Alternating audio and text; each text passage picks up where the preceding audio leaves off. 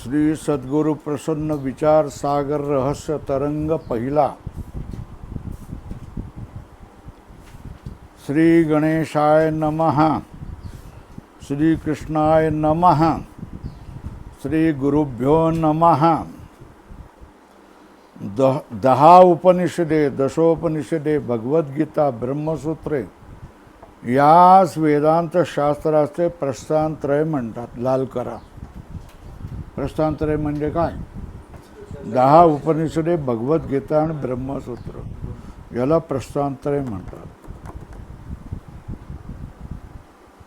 यावर भगवत पूज्यपाद श्री शंकराचार्य यांचे भाष्य असून त्या भाष्यानुसार अद्वैत सिद्धी, विवरण, भामती निबंध इत्यादी प्रकरण ग्रंथ श्री मधुसूदन सरस्वती, प्रकाशात्मा यति और वाचस्पति मिश्र, लिखो वाचस्पति मिश्र, प्रकाशात्मा यति, मधुसूदन सरस्वती इत्यादी पंडितांनी लिहिले आहेत। कुठले कुठले भाष्यावर कुठले ग्रंथ लिहिले? अद्वैत सिद्धि, विवरण के ऊपर लिखो विवरण प्रमेय संग्रह, पूरा लिखो विवरण प्रमेय संग्रह और भामती निबंध इत्यादि प्रकरण ग्रंथ कौन? अद्वैत सिद्धि किसका? एक मधुसूदन सिवर्त। विवरण प्रमेय संग्रह किसका? प्रकाशात्मा यति। भामती निबंध किसका? वाचस्पति मिश्र इत्यादी पंडितांनी लिहिले आहेत। त्या सर्व ग्रंथाचे सार मनात घेऊन, या सर्व ग्रंथाचे सार मनात घेऊन ज्या संस्कृत कळत नाही त्यांचे करता जरूर तेवढ्या वेदांत शास्त्राच्या प्रक्रियेच्या सरणीचा भाग घेऊन विचारसागर नावाचा ग्रंथ हिंदी भाषेत, ग्रंथाचं नाव काय? कोणी तयार केलंय? पंडित निश्चलदासजींनी लिहिला आहे। तो इतका लोकप्रिय झाला की त्याची बहुतेक सर्व भाषेत भाषांतरे झाली आहेत। राजमान्य हरभरे यांनी मराठीत भाषांतर केले। विचारसागर हा ग्रंथ वेदांत विषयावरील संस्कृत व प्राकृत ग्रंथात योग्य प्रवेश करून देणारा आहे। काय? विचारसागर हा ग्रंथ वेदांत विषयावरील संस्कृत व प्राकृत ग्रंथात योग्य प्रवेश करून देणार आहे। त्याचे वारंवार चिंतन केल्यापासून जे रहस्य मनात आले ते ग्रंथातील पुनरुक्तीचा भाग गाळून व गूढार्थांचा खुलासा करून प्रचलित असलेल्या अगदी सरळ मराठी भाषेत सांगण्याचा प्रयत्न केला आहे। नकाशा नंबर 1 काय सांगितलेला आहे?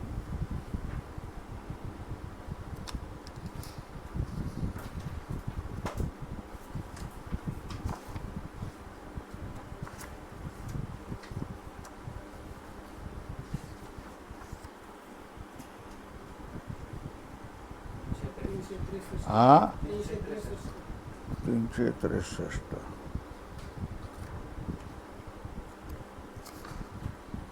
क्या? विचारसागर रहस्यातील नकाशे। नकाशा नंबर 1 विचारसागर रहस्य तरंग पहिला, पाने वेदांत शास्त्राचे प्रस्थानत्रय, दशोपनिषदे, अपौरुषेय, ब्रह्मसूत्रे, व्यासकृत, भगवद्गीता, श्रीकृष्णकृत, दशोपनिषद भाष्य शंकराचार्य, ब्रह्मसूत्रे सूत्रभाष्य शंकराचार्य, भगवद्गीतेवर गीता भाष्य शंकराचार्य। हो गया। भाष्यानुसार ग्रंथ अद्वैत सिद्धि, मधुसूदन सरस्वती, भामती निबंध, वाचस्पति मिश्र, विवरण प्रमेय संग्रह, प्रकाशात्मा। वरील सर्व ग्रंथाचे सार विचारसागर, हिंदी पंडित साधू निश्चलदास, विचारसागर मराठी हरभरे शास्त्रीकृत ओवीबद्ध विचार सागर रहस्य सुलभ मराठी शास्त्र विनायक नारायण जोशी साखरे महाराज कृत हो गया। अमंगल विचार सागराचे वर्णन। नमोजी श्री कृष्णराया मधवरी तुझा अनुग्रह व्हावया श्री गुरुचरण कमलाया अभिन्नत्वे नमितो जो स्वस्वरूपी अति निश्चल त्याची मोक्षोस इच्छा प्रबळ जसे दयेची मूर्तीच केवळ म्हणून होते दास त्याचे निश्चल दास ये पदीचा हाची अर्थ असे साचा म्हणून त्याची ग्रंथाचा गौरव चित्ता फार वाटते। ऐसा निश्चलदास थोर पंडित हे मी एवढंच करतोय।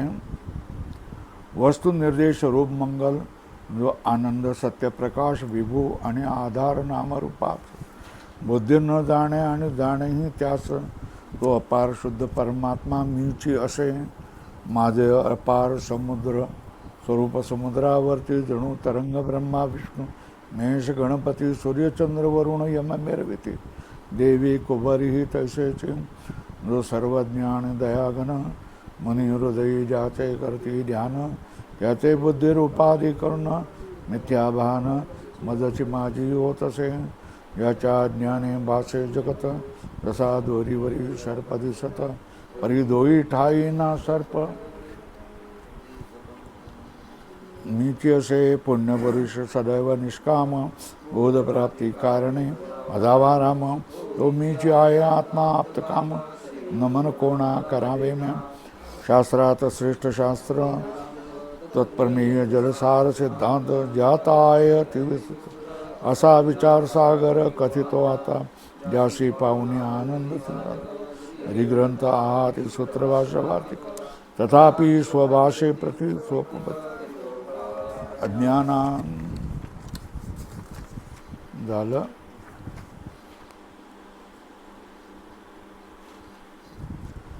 विचारसागर म्हणजे काय? 5व्या पेंडीवर वेदांत शास्त्राचे जे अनेक उत्कृष्ट सिद्धांत हेच कोणी एक उत्तम जल अशी कल्पना करून वेदांत शास्त्राचे सोपपत्तिक सिद्धांतरूपी जलांचा साठा ज्यात आहे असा ग्रंथ म्हणजे विचाराचा सागर अशी कल्पना करून या ग्रंथात विचारसागर असे नाव दिले। वेदांत शास्त्राचे अनेक उत्कृष्ट सिद्धांत हेच कोणी एक उत्तम जल आहे अशी कल्पना करून वेदांत शास्त्राचे सोपपत्तिक सिद्धांतरूपी जलाचा साठा ज्यात आहे असा ग्रंथ म्हणजे विचाराचा सागर अशी कल्पना करून या ग्रंथास विचार सागर असे नाव दिले आहे। पण वेदांत शास्त्राचे मूळ सूत्रे भगवान व्यासाने केलेली असून त्यावर कोणी शंकराचार्यांनी भाष्य केले आहे व त्या भाष्यावर सुरेश्वाचार्यांनी वार्तिकही लिहिली आहे। असे सूत्र भाष्य वार्तिक वेदांत शास्त्रावर मोठे ग्रंथ असताना तुमचा विचार सागर कशाला पाहिजे ही शंका अशी शंका घेऊन 7व्या उवीच्या उत्तरार्धाने निश्चलदासजीचे त्यांचे समाधान असे सांगतात की सूत्रभाषादी ग्रंथ वेदांत शास्त्रात आहेत व ते विस्तृत असून उत्तमही आहेत, परंतु ज्यांना संस्कृत कळत नाही व ज्याच्या ब्रह्मात्मबोधाची इच्छा आहे त्यांच्याकरता स्वभाषेत हिंदी भाषेत मी हा ग्रंथ करीत आहे। शंका हिंदी भाषेतील पंजाबातील मनोहर दास निरंजनीकृत षटप्रश्नी शतप्रश्नी ज्ञानमंजरी ज्ञानचूर्ण वेदांतसार असे 5 ग्रंथ आहेत। हिंदी भाषेत पण पंजाबातील मनोहरदास निरंजन कृत षटप्रश्नी 1 शतप्रश्नी 2 ज्ञानमंजरी 3 ज्ञानचूर्ण 4 वेदांत सार 5 असे 5 ग्रंथ असून त्याला पंचभाषा असे म्हणतात। त्याप्रमाणे साधू माणिक्यदास कृत माणिक्यबोध आणि आत्मबोध असे ग्रंथ आहेत। पण तुमचा विचारसागर कशाला मग बरोबर आहे. उत्तर, वरील ग्रंथ हिंदी भाषेत आहेत खरे, तथापि पंचभाषादी ग्रंथातील प्रक्रिया सरणी काही अंशाचे ठिकाणी शास्त्रानुसार आहे आणि काही अंशाच्या ठिकाणी शास्त्र विरुद्ध आहे. शास्त्रविरुद्ध प्रक्रिया सरणी असण्याचे कारण, ग्रंथकारांनी हे ग्रंथ श्रवण करून केलेले आहेत आणि श्रवण कर्तव्य मनोहरदासांना जितक्या अंशात यथार्थ बोध झाला नाही तितक्या अंशात शास्त्रविरुद्ध प्रक्रिया लिहिली गेली. तसेच आत्मबोधादी ग्रंथात वेदांताची प्रक्रिया संपूर्ण नाही. यामुळे त्या ग्रंथाच्या अध्ययनामुळे मुमुक्षुस निसंदेह बोध होत नाही. बरोबर आहे.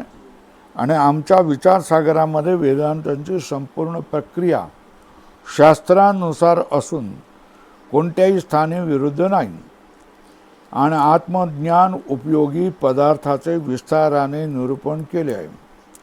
म्हणून सर्व भाषाकृत ग्रंथापेक्षा विचारसागर ग्रंथ उत्तम आहे, म्हणून सफल आहे. प्रश्न का आला होता की पंजाबामध्ये 5 ग्रंथ अगोदरच आहेत, माणिक्यदास करून आहेत, तुम्ही आणखी विचारसागर ग्रंथ कशाला करतात? त्यांनी सांगितलं की ते ग्रंथ त्यांनी श्रवण केलेले आहेत. श्रवण करतेवेळी काही अंशात यथार्थ श्रवण झालं, काही अंशामध्ये यथार्थ श्रवण झालं नाही. तर यथार्थ श्रवण झालं नाही तिथे त्यांची प्रक्रिया चुकलेली आहे. ती प्रक्रिया चुकलेली आहे, तर ती चुकलेली प्रक्रिया शिकवण्यामध्ये आणि शिकण्यामध्ये अर्थ नाही. म्हणून आम्ही हा नवा ग्रंथ करतोय. कोणताही ग्रंथ अध्ययन करण्यापूर्वी अनुबंध चतुष्टय कळल्याशिवाय विवेकी पुरुषाची प्रवृत्ती होत नाही, म्हणून ते अनुबंध प्रथम सांगतात. आता काय लागलेलं आहे? कोणत्याही ग्रंथाचं अध्ययन करायचं असेल तर अनुबंध चतुष्टय सांगितल्याशिवाय त्या ग्रंथामध्ये प्रवृत्ती होत नाही. पण अनुबंध चतुष्टय म्हणजे काय? बरोबर आहे ना? असंच जायचं ना, समजतंय ना? सोपा ग्रंथ आहे. जिथे क्लिष्ट असेल त्यानं सविस्तर मी सांगेन, नाहीतर आपण हे असं वाचतच जायचं. अनुबंध चतुष्टय किती पाठ करायचे? 1 2 3 4 बस. आता पहिला शब्द काय? अधिकार आहे. तर अधिकाराचे वर्णन. मनुष्याच्या अंतःकरणामध्ये 3 दोष असतात. कोणते 3 दोष? बरोबर आहे. मनुष्य मात्राच्या अंतःकरणामध्ये मल, विक्षेप, आवरण असे 3 दोष असतात. मलाचा निश्चय कशामुळे होतो? निषिद्ध किती सांगितलं तरी त्याला, ए बाळा थांब, दुसरी कोणाची मदत घे, नाही तर लहान घे, लहानी बाटली घे. तर काय मनुष्य मात्राच्या अंतःकरणात मलविक्षेप, आवरण हे 3 दोष असतात. तुमच्यामध्ये पाप आहे की नाही आहे हे कशावरून समजणार तुम्ही? अरे तुम्ही एक निषिद्ध कर्म करतायत, त्याच्यावरूनच समजतं की काय तुम्ही तुमच्या मनामध्ये पाप आहे. बरोबर आहे ना? निषिद्ध कर्म करण्याच्या वासनेवरून अंतःकरणातील मलाचा, पापाचा निश्चय होतो. बरोबर आहे. आता तुम्ही विक्षेप आहे तुम्हाला, हे कशावरून? चंचलपणा तुम्ही करायला लागलाय है ना. सुरुवातीला पाठ सुरू करते वेळेला काय सांगितलं? पाठ सोडणार नाही, संपूर्ण पूर्ण करणार. आणि आता नाही, आता इकडे नाही तिकडे जातो, असं जातो. चंचलता आहे ना, है ना. ही चंचलता कशामुळे? मनामध्ये विक्षेप आहे. काय? चंचलतेवरून विक्षेपाचा निश्चय होतो, अनुमान होतं याच्या मनामध्ये चंचलता आहे, है ना. अर्थात याच्यामध्ये काय? विक्षेप आहे. बरोबर आहे. देहादी पदार्थाच्या ठिकाणी मी व माझे अशी बुद्धी होते. काय? तुमच्यामध्ये अज्ञान आहे. हे कसं ओळखायचं? अनुमानाने. का? देहादी पदार्थाच्या ठिकाणी मी व माझे अशी बुद्धी होते. यावरून कशाचा? अज्ञानाचा, आवरणाचा निश्चय होतो.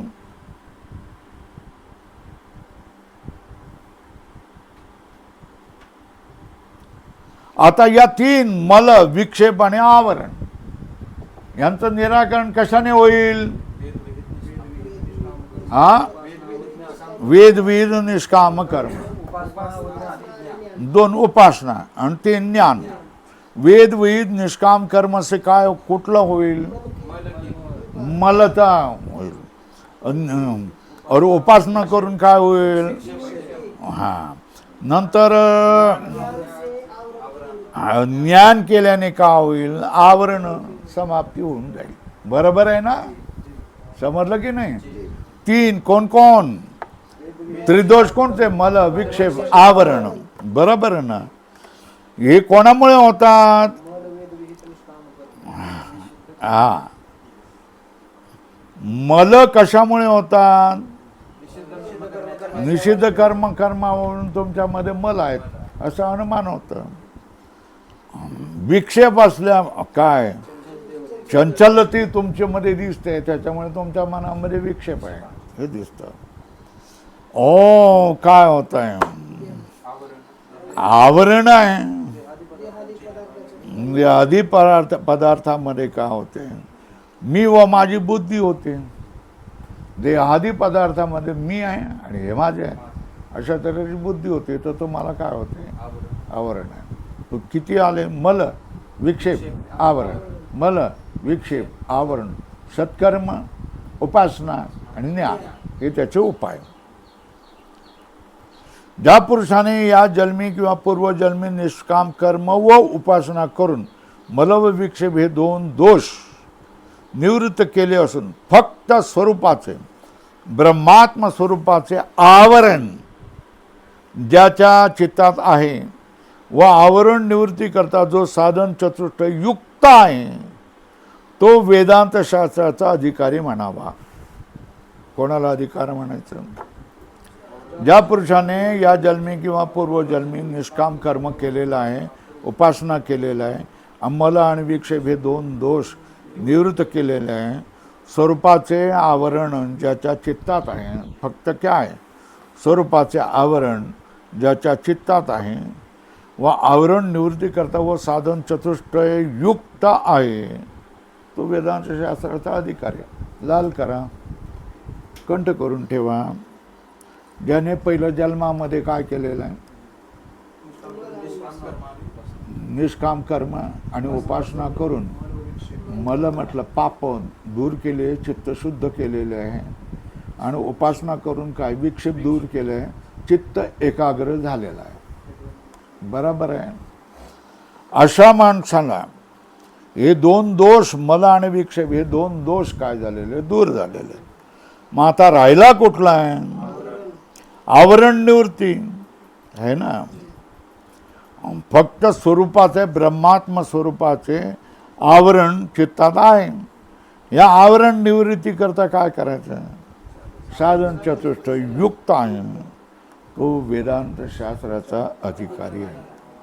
आता साधन चतुष्टय म्हणजे काय? बरोबर आहे ना? काय काय कित्येक वेळेला ऐकलं आहे की नाही? विवेक, वैराग्य, समाधी षटक आणि मुमुक्षुत्व ही चार साधने आत्मज्ञान प्राप्तीची आहेत. कुठलं? विवेक, वैराग्य, समाधी षटक, मुमुक्षत्व ही चार साधने आत्मज्ञान प्राप्तीची आहे. त्यासच साधन चतुष्ट म्हण. पहिलेचं काय? अनुबंध चतुष्ट आहे आणि हे काय? साधन अनुबंध चतुष्ट आहे. साधन अनुबंध कशाचं म्हणायचं? ज्याच्या ज्ञानाने मुख्य ग्रंथात प्रवेश होतो त्यास अनुबंध असे म्हणतात. लाल करू त्याला, लाल करा.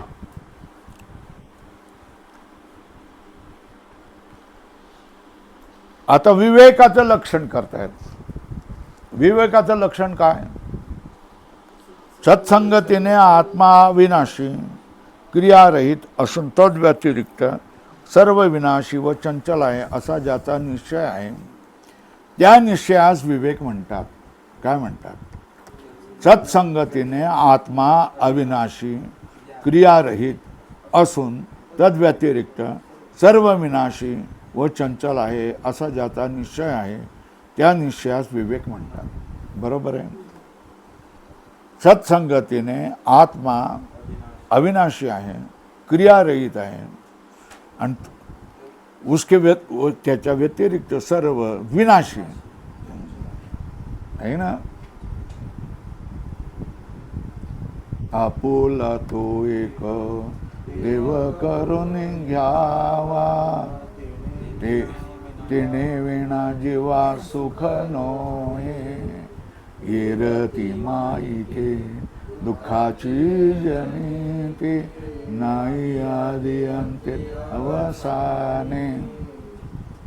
याचाच अनुवाद आहे. काय केलंय? सत्संगीतने आत्मा अविनाशी, याला विवेक म्हणतायत. काय म्हणतायत? हा विवेक आहे. हा विवेक कशासाठी, कशाचा उपयोगी आहे? जीव आणि ब्रह्माचं ज्ञान, वैराग्य याच्यासाठी आहे. सत्संगतीने, सत्संगती हे महत्वाचं आहे. लिहून घ्या, त्याच्यावर लाल चिन्ह करा. भैसता संताचे संगती, कळो आले कमळापती, आपुले कोणीच नाही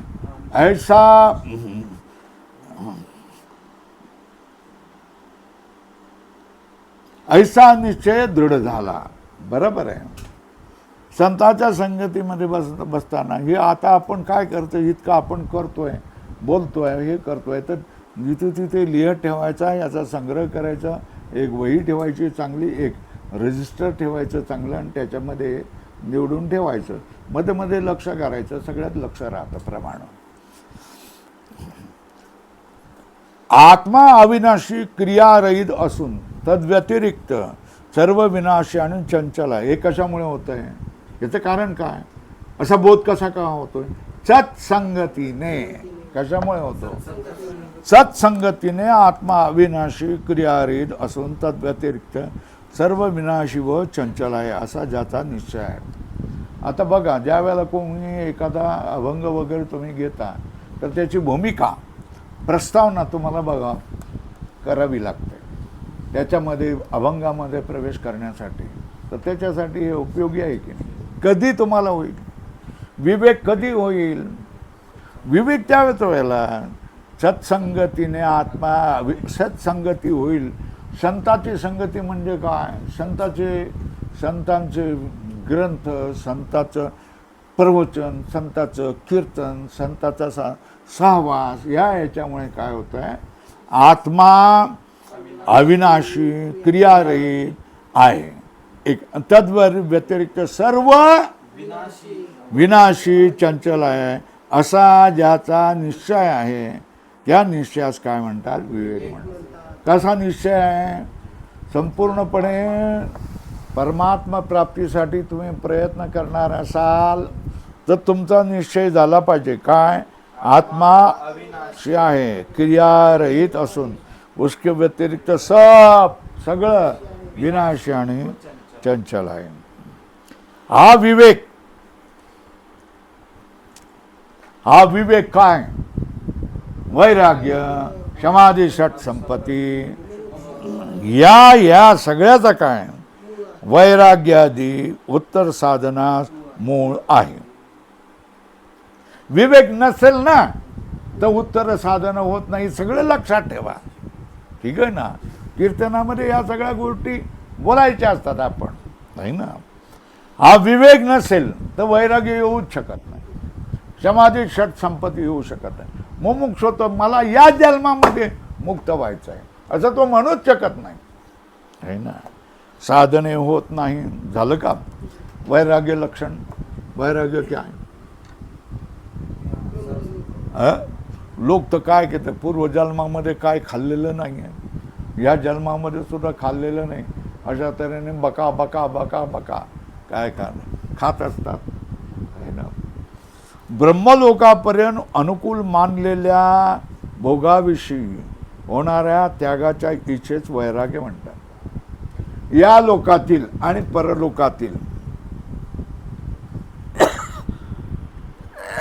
भोग साधन आणि भोग इच्छा राहित्य, नकोच, मला नकोच आहे.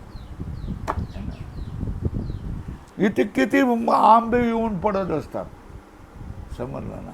आणखी किती पदार्थ बाबा घेऊन जा, ते करतात, सेवा बिवा करतात, त्यांना देऊन दे, उठव पहिल्यांदा इथले. बरोबर आहे. ब्रह्मलोक, या लोकापासून ब्रह्मलोकापर्यंत अनुकूल असलेल्या भोगाविषयी होणाऱ्या त्यागाच्या इच्छेस काय म्हणतात? समाधी षटक लक्षण काय? समाधी षटक शम, दम, श्रद्धा, उपरती, समाधान, तितिक्षा. शम, दम, श्रद्धा, उपरम, समाधान, तितिक्षा. या 6ला काय म्हणतात? समाधी षटक. अपशमाचं लक्षण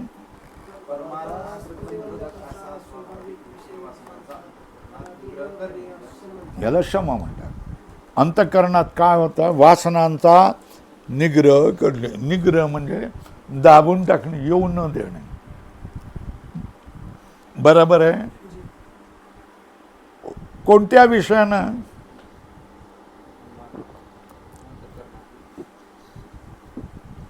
परमार्थात प्रतिबंधक अशा स्वाभाविक विषय वासनांचा अंतःकरणात निग्रह करणे या क्षमा म्हणतात.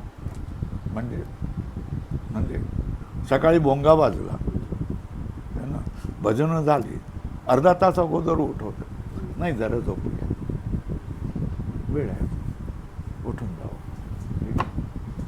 थोडं झाल्यानंतर झोप चालेल है ना. पुढे भोंगा बंद झाला तर उठायचं, तर जाऊ दे राज, स्वामीजींना सांगूया, पोट दुखत होतं है ना. गेला काय म्हणतात? गेला काय म्हणतात?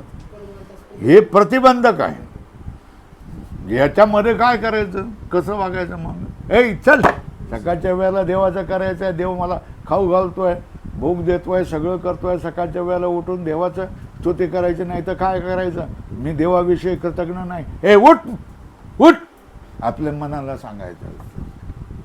समजलं ना. याला काय म्हणतात? शम. ज्या काही वासना तुम्हाला प्रतिबंधक बनणाऱ्या असतील त्यांना काय करायचं? विरुद्ध करून काढून टाकायच्या. बरोबर आहे.